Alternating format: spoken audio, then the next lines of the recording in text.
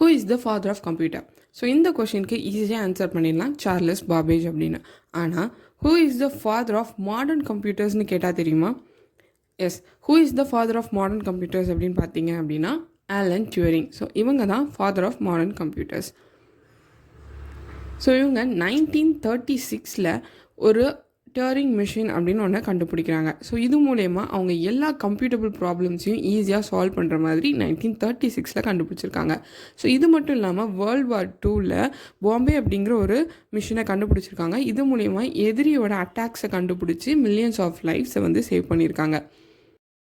நம்ம இப்போ யூஸ் பண்ணுற ஏஐ மாதிரியான ஒரு டெஸ்ட், அதாவது டியூரிங் டெஸ்ட் அப்படிங்கிற நேமில் ஆலன் டியூரிங் அந்த காலத்திலே பண்ணியிருந்திருக்காங்க. ஹியூமன்ஸும் கம்ப்யூட்டர்ஸும் ஒரே மாதிரி திங்க் பண்ணுமா அப்படிங்கிற அந்த கான்செப்டில்.